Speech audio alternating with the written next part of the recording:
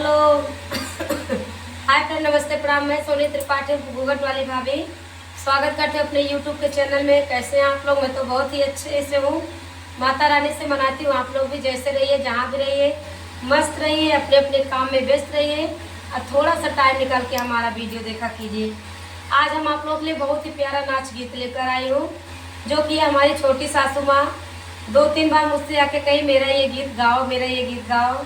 तो मैं आज आप लोग को सुनाने जा रही हूँ। प्लीज़ आप लोग को मेरा गीत थोड़ा सा अच्छा लगेगा तो शेयर, लाइक और प्यारे से कमेंट में ज़रूर बताइएगा कि हमारा आप लोगों को हमारा नाच गीत कैसे लगा। मैं आप लोग को सुना रही हूँ, अच्छा है, सुना रही हूँ, आप लोग सुनिए।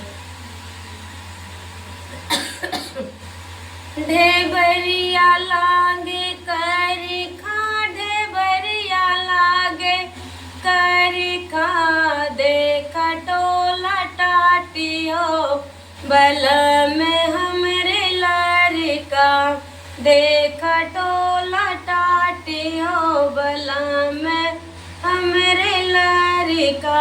ढेबरिया लागे करी खा, ढेबरिया लागे करी खा, देख टोला टाटियो बला में हमरे लड़का, देख टोला टाटियो पिया हमरे लड़का। सोने की थाली में जेवना बनायो, सोने की थाली में जेवना बनायो, अरे जेवना न जेव ढेबरिया लागे करिका, ढेबरिया लागे करिका, देख टोला टाटियो बला में हमरे लड़का, देख टोला टाटियो बला में हमरे लड़का।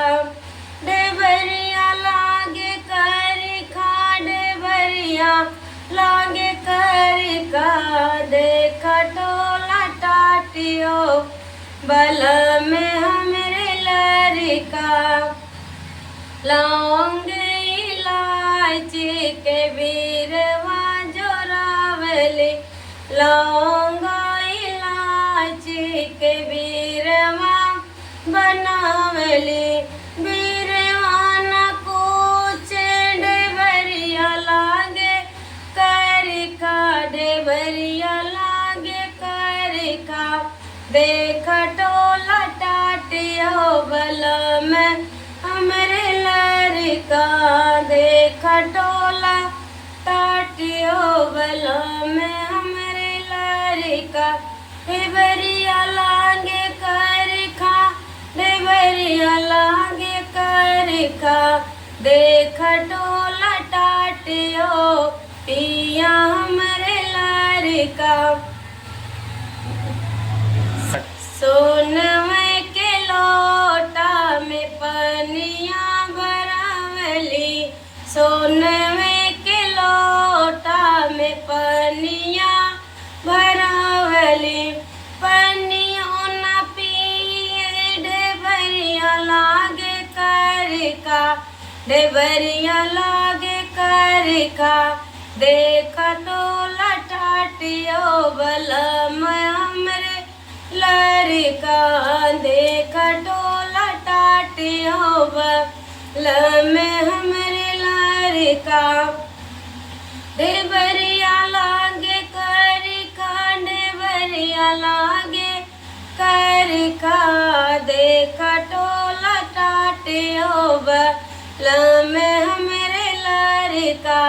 फूलवा जारी के से जिया सजावली, फूलवा जारी के से जिया सजावली, से जिया न सोवे ढेबरिया लागे करिका, ढेबरिया लागे करिका, देख टोला टाटियो सजन हमरे लड़का, देख टोला टाटियो बल में हमरे लड़का। का ढेबरिया लागे कर खा ढेबरिया लागे कर का देख डोला टाटियो बला में हमरे लहरिका।